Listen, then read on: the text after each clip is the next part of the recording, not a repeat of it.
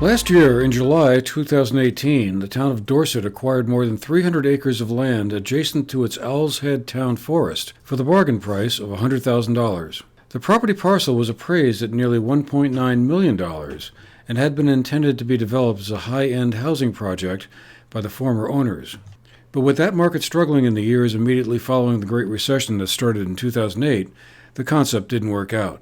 The property is located off of Route 30 on Raptor Lane behind the J.K. Adams store and not far from the Dorset Quarry.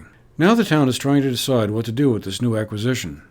A Raptor Lane steering committee has been formed and has been meeting monthly for the past couple of months, brainstorming some ideas of what might best serve the community. With the property already partially developed, with some infrastructure and driveways providing access into the 8 subdivided lots, one thought has been to create more housing, but of the workforce, middle-income variety.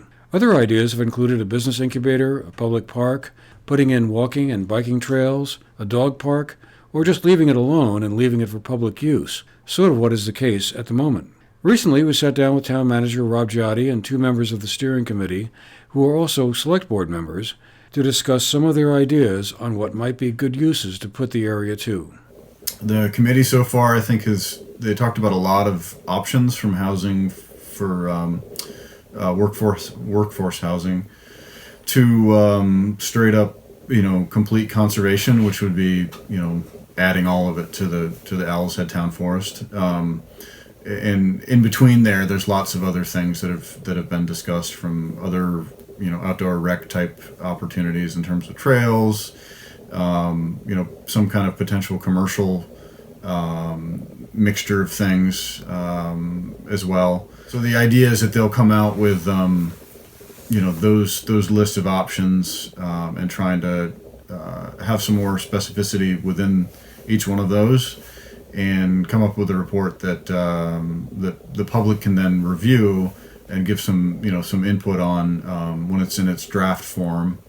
And then after the input is kind of contemplated and added into it, it would be some kind of a final report that would then go to the select board with maybe some recommendations for short-term, long-term things that could be done.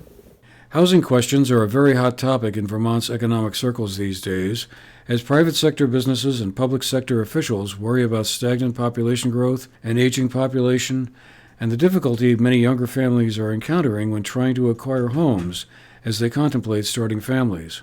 And like many other communities, the housing and real estate inventory is not skewed towards making it easy for first-time homebuyers to get involved. So using Raptor Lane to help out there has some support, says Jim Solsgiver, a steering committee member who's also on the town select board. There are a lot of different ideas. We've essentially, tried to break it down into 5 different categories of ideas for use for the property, and we're expecting shortly to have an initial engineering study on the property that'll give us some ideas of the what are opportunities, what could be, what could get in the way of pursuing some of those opportunities. But we have a real lack of workforce housing for people who are teachers, people or other people who find it very difficult in a very expensive Dorset property-wise. Also looked at could we provide any support for, we've got a lot of small businesses have started in Vermont, and so another possibility is something that would support continuing to have new companies develop in Dorset, in our area. New small companies grow up like a business incubator. There's an obvious use for a lot of it. The property abuts the town forest. So with 300 plus acres, there's also a great opportunity to add to our existing recreational opportunities. Another idea is to create a community that focuses on energy efficiency, said Liz Ruffa, another steering committee and select board member. I think what's one thing that has really excited the committee already is how we really have an opportunity with this great asset and with all the great ideas that certainly we've started to come up with, and we know that members of the Dorset community will only add to, is for us to also be a model community in terms of energy efficiency, smart building use, smart building practices, and to be able to really reap benefits for all of the environmental and social inputs that good building like that does for people.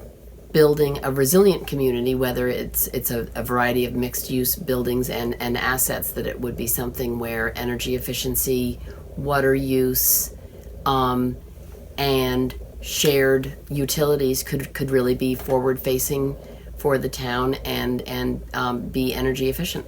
Both of them emphasized the need for public input, and an upcoming event in July organized by the Vermont Council on Rural Development offers one way of getting local input and feedback.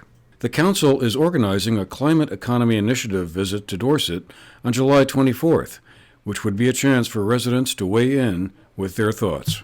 Meanwhile, the Steering Committee is meeting monthly, and its next meeting is scheduled for Wednesday, June 26th. For the GNET TV News Project, I'm Andrew McKeever.